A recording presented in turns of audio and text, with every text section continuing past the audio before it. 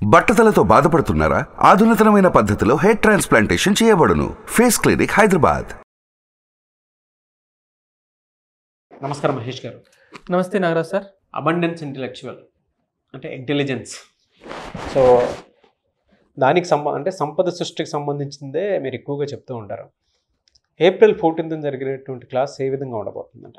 మీ జీవితం మారాలంటే, మీ జీవితం అబండెంట్గా మారాలంటే మీరు ఖచ్చితంగా ఈ 5 layers ఆఫ్ లైఫ్ గురించి అయితే తప్పకుండా తెలుసుకోవాలి. ఓకే, ఏంటి ఈ 5 layers ఆఫ్ లైఫ్? ఇక్కడ రాశాను పైన అబండెన్స్ ఫ్రీక్వెన్సీ అనేసి. ఫ్రీక్వెన్సీ అంటే ఏంటి, వైబ్రేషన్ అంటే ఏంటి, అవన్నీ కూడా తర్వాత నేను చెప్తాను. ఇప్పుడు చూడండి, ఈ 5 layers ఆఫ్ లైఫ్. ఇప్పుడు ఎగ్లో లేయర్స్ ఉంటాయి కదా సార్, అదేవిధంగా లైఫ్లో కొన్ని లేయర్స్ని మనం మాస్టర్ కానీ చేస్తే ఖచ్చితంగా మనం అబండెంట్గా జీవిస్తాం.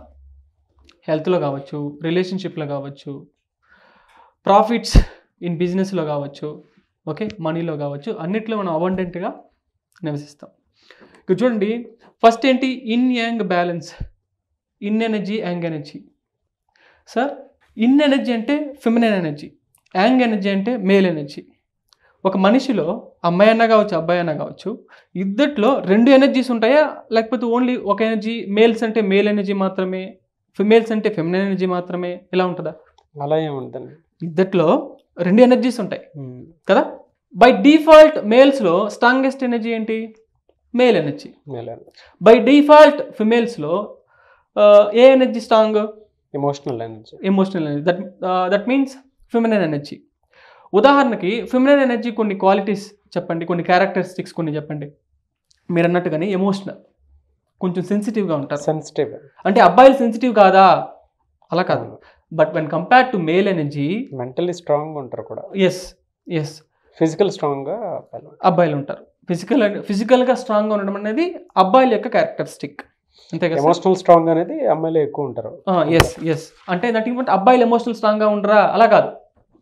ఓకే, ఫిమినైన్ ఎనర్జీ ఇద్దట్లో ఉంటుంది. ఓకే, ఒక అబ్బాయిలో ఫిమినైన్ ఎనర్జీ స్ట్రాంగ్గా ఉంటే తను ఎమోషనల్గా కూడా స్ట్రాంగ్గా ఉంటాడనేసి అర్థం. ఓకేనా సార్?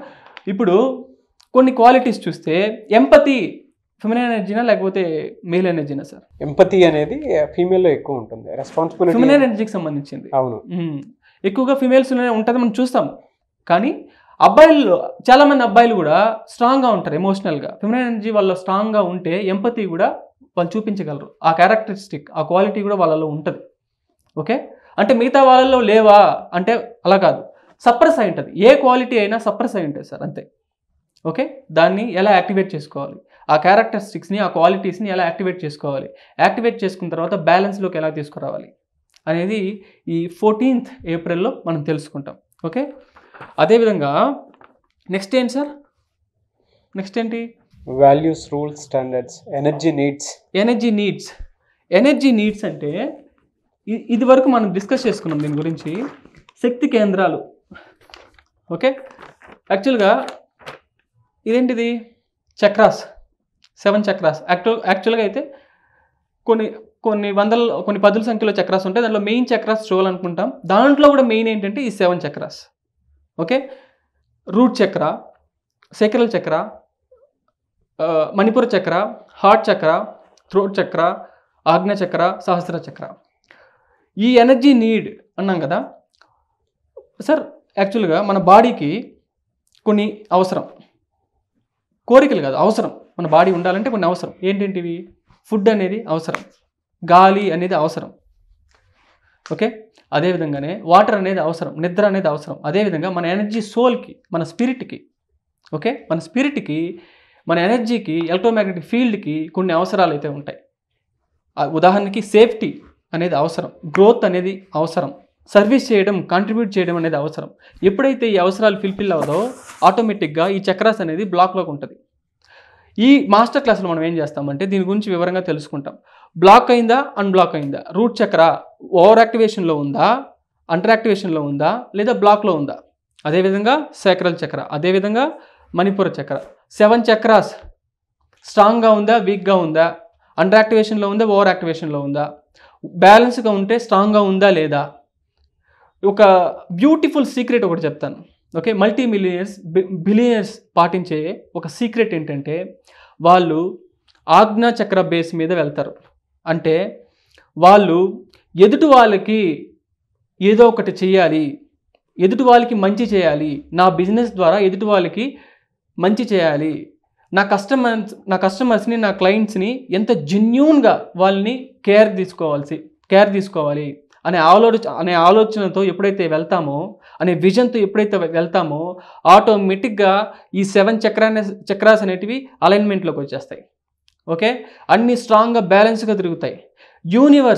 యూనివర్స్తో కనెక్ట్ అయ్యారా లేదా, మనం అందరం కూడా భూమి మీద ఉన్నామంటే ఆటోమేటిక్గా యూనివర్స్తో కనెక్షన్లోనే ఉంటాం. ఓకే, ఇంకా స్ట్రాంగ్గా కనెక్ట్ అవుతాం. మనం కనెక్ట్ అవ్వడం కాదు, యూనివర్స్ మన చేయి పట్టుకుంటుంది. మనం హక్ చేసుకోవడం కాదు, యూనివర్స్ మనల్ని హక్ చేసుకుంటుంది. మనం ఇప్పుడు మన పిల్లల్ని, చిన్నపిల్లలు అంటే ఇంట్లో రోడ్ క్రాస్ చేస్తూ ఉంటే మనం పట్టుకుంటాం కదా. యూనివర్స్కి మనం చిన్నపిల్లలంటే యూనివర్స్ మనల్ని పట్టుకునే ఉంటుంది ఇప్పుడు. ఓకే, కొంతమంది అడుగుతున్నారు సార్ యూనివర్స్తో కనెక్ట్ చేస్తారా నన్ను? You already connected to universe. Okay, ఈ క్లాస్లో ఇంకా స్ట్రాంగ్గా యూనివర్స్ ఇంకా మిమ్మల్ని బాగా హత్తుకునే అంతగా మిమ్మల్ని కనెక్ట్ చేస్తాం. ఓకే, నెక్స్ట్ ఈ చక్రాస్ గురించి. నెక్స్ట్ ఏంటి? Values, rules, standards. Okay, values అంటే ఇక్కడ 3 టైప్స్ ఆఫ్ వాల్యూస్ ఉంటాయి. ఒకటి మెటీరియల్ వాల్యూస్, అదేవిధంగా ఎమోషనల్ వాల్యూస్, అదేవిధంగా మోరల్ వాల్యూస్. మనం ఈ క్లాస్లో మోరల్ వాల్యూస్ గురించి మనం చెప్పం. ఓకే, మెటీరియల్ వాల్యూస్ గురించి కూడా అంతగా చెప్పం. ఓన్లీ ఎమోషనల్ వాల్యూస్ గురించి చెప్తాం. అఫ్కోర్స్ మెటీరియల్ వాల్యూస్ కూడా చెప్తాం, ఎమోషనల్ వాల్యూస్ మీద ఎక్కువగా ఫోకస్ చేస్తాం. అంటే మనం ఏ ఎమోషన్కి ఎక్కువగా వాల్యూ ఇస్తున్నాము, ఇంపార్టెన్స్ ఇస్తున్నాము అనేది ఎలా తెలుస్తుంది అంటే, ఏ ఎమోషన్ని తరచుగా మనం ఫీల్ అవుతున్నాము, ఒక రోజుకి 24 గంటలు అయితే 24 అవర్స్లో ఏ ఎమోషన్ని ఎక్కువగా ఫీల్ అవుతున్నాము, ఏ ఎమోషన్కి ఎక్కువ ప్రాధాన్యత ఇస్తున్నాము అనేది భయంతోనే ఉంటే భయాన్ని వాల్యూ ఇస్తున్నాం అనేసి అర్థం, భయానికి ఇంపార్టెన్స్ ఇస్తున్నాం అనేసి అర్థం. భయానికి, ఇన్సెక్యూరిటీకి, వరికి ఇంపార్టెన్స్ ఇస్తే మనం ఏ ఫ్రీక్వెన్సీ మన నుంచి వెళ్తుంది? భయం అనే ఫ్రీక్వెన్సీ మన నుంచి వెళ్తూ ఉంది. ఓకే, అదేవిధంగా సో ఖచ్చితంగా మీ ఎమోషనల్ వాల్యూస్ గురించి తెలుసుకోవాల్సి వస్తుంది. నెక్స్ట్ రూల్స్ అంటే సార్ ప్రతి ఆర్గనైజేషన్కి రూల్స్ ఉంటాయి కదా సార్. అవునండి. అదేవిధంగా మన ప్రభుత్వానికి కూడా రూల్స్ ఉంటాయి. మన ఇంట్లో కూడా కొన్ని రూల్స్ పెడతాం, పిల్లలకి రూల్స్ పెడతాం, అమ్మ నాన్నకి రూల్స్ పెడతాం, వాళ్ళు మనకి రూల్స్ పెడతారు కదా. అన్ని రకాలుగా అందరికీ రూల్స్ ఉంటాయి. అదేవిధంగా మన ఎమోషన్స్కి రూల్స్ పెట్టుకున్నామా లేదా, పెట్టుకుంటే ఎలాంటి రూల్స్ పెట్టుకున్నాము? ఓకే, పాజిటివ్ ఎమోషన్స్కి ఏ విధంగా రూల్స్ ఉన్నాయి, నెగిటివ్ ఎమోషన్స్కి ఏ విధమైన రూల్స్ ఉన్నాయి. ఉదాహరణకి సో గ్రాటిట్యూడ్ అనేది positive emotion, negative emotion sir? Positive emotion యూజువల్గా. ఓకే, యాక్చువల్గా బ్యాలెన్స్డ్ ఎమోషన్ కింద లెక్క పెడతాం, పాజిటివ్ ఎమోషన్ కింద అనుకుంటాం ప్రస్తుతానికి. ఓకే, పాజిటివ్ ఎమోషన్ అనుకుంటే దానికి ఎంత రూల్ పెడతాం సార్ మనము? నాకు ఈ కారు కొంటే, నా బిజినెస్ సక్సెస్ అయితే, నా పిల్లలు మంచి పొజిషన్లోకి వస్తే, నా పిల్లలకి మంచి ఉద్యోగాలు వస్తే, ఇలాగ రకరకాలుగా ఏదైనా వస్తే అప్పుడు నేను కృతజ్ఞతతో ఫీల్ అవుతా, నా ఆరోగ్యం అంతా బాగైపోతే నేను కృతజ్ఞతతో ఫీల్ అవుతా. డిఫికల్ట్ రూలా, ఈజీ రూలా సార్? కృతజ్ఞత అనే ఎమోషన్ని సింపుల్గా ఫీల్ అవడానికి ఈజీ రూలా, డిఫికల్ట్ రూలా సార్? Difficult rule. అంటే మనం అది వస్తే చేద్దాం అనుకుంటున్నాం అంటే. ఓకే, అంటే కృతజ్ఞత, లవ్ అనే ఎమోషన్ ఫీల్ అవడానికి ఎంత పెద్ద రూల్ పెట్టుకున్నాం సార్. సో అదేవిధంగా భయపడడానికి, వరి అవడానికి ఎలాంటి రూల్ పెట్టుకుంటాం సార్? నన్ను ఎవరైనా వేలెత్తి చూపిస్తే నేను భయపడతాను, ఈజీ రూలా, డిఫికల్ట్ రూలా సార్? వీధిలో పోయే వాళ్ళు ప్రతి ఒక్కరు వేలెత్తి చూపిస్తూనే ఉంటారు. అవును, ఈజీ రూల్. అంటే భయపడడానికి చాలా చాలా ఈజీ రూల్ పెట్టుకొని ఉన్నాం. సో ఈ రూల్స్ గురించి మనం నేర్పిస్తాం దీంట్లో. అదేవిధంగా స్టాండర్డ్స్ అంటే నేను ఇలాంటి బట్టలే వేసుకుంటా, ఇలాంటి బ్రాండెడ్ షర్ట్సే వేసుకుంటా, నేను ఇక్కడ మాత్రమే తింటా, ఇలాంటి రెస్టారెంట్స్లో మాత్రమే నేను తింటా. ఓకే, ఇల్లు అంతా చాలా ఆర్గనైజ్గా ఉండాలి, ఓకే, చాలా క్లీన్గా ఉండాలి. మంచి స్టాండర్డ్సే కాదా సార్ ఇవన్నీ కూడా? మంచి స్టాండర్డ్స్. ఓకే, అదేవిధంగా మన ఎమోషన్స్కి, మన ఆలోచనలకి, మన నమ్మకాలకి ఎలాంటి స్టాండర్డ్స్ ఉన్నాయి? ఓకే, తరచూ భయపడుతున్నామంటే లో స్టాండర్డా, హై స్టాండర్డా సార్? లో స్టాండర్డ్ కదా. సో ఈ స్టాండర్డ్స్ గురించి మనం చెప్తాం మన క్లాస్లో. అదేవిధంగా బిలీఫ్స్, నమ్మకాలు. బిలీఫ్స్ అంటే ఎలా చెప్పచ్చు, సింపుల్గా సాలిడ్ స్టేట్మెంట్స్, కాన్ఫిడెంటల్ స్టేట్మెంట్స్ని బిలీఫ్ అని చెప్పచ్చు. ఒక మనిషి కాన్ఫిడెంట్గా డబ్బులు రావు అని చెప్తున్నాడంటే అది బిలీఫ్ అనేసి అర్థం. ఓకే, డబ్బులు సంపాదించడం చాలా కష్టము అని స్ట్రాంగ్గా ఒక మనిషి చెప్తున్నాడంటే అది బిలీఫ్ అనేసి అర్థం. ఇప్పుడు మీ నుంచి లోపలేమో ఆ బిలీఫ్ ఫ్రీక్వెన్సీ ఉంది, ఆ బిలీఫ్ అనేది ఉంది, దాని నుంచి ఫ్రీక్వెన్సీ ఎప్పుడు ట్రాన్స్ఫర్ అవుతూనే ఉంటుంది యూనివర్స్లోకి. కానీ మీరు డబ్బులు సంపాదించాలనే ఆశతో ఉంటారు, కానీ మీ నుంచి ఏది ట్రాన్స్ఫర్ అవుతుంది, నెగిటివ్ ఫ్రీక్వెన్సీ ట్రాన్స్ఫర్ అవుతుంది, లో ఫ్రీక్వెన్సీ ట్రాన్స్ఫర్ అవుతుంది. ఓకే, మీరు కొద్దిసేపు ఏదైనా కొన్ని సినిమాలు, కొన్ని కామెడీ షోస్ చూసి నవ్వుకోవచ్చు, ఆ క్షణంలో మీరు హ్యాపీగానే ఉంటారు. ఏం సార్, ఆ క్షణంలో జాయ్ఫుల్గానే ఉంటాం, ఫెంటాస్టిక్గా ఉంటాం. కానీ ఎందుకు తక్కువ వెంటనే డబ్బులు రాలేదంటే ఇవన్నీ బాగాలేవు సార్. బిలీఫ్ ఫ్రీక్వెన్సీ బాగాలేదు, వాల్యూస్ ఫ్రీక్వెన్సీ బాగాలేదు, రూల్స్ ఫ్రీక్వెన్సీ బాగాలేదు, స్టాండర్డ్స్ ఫ్రీక్వెన్సీ బాగాలేదు.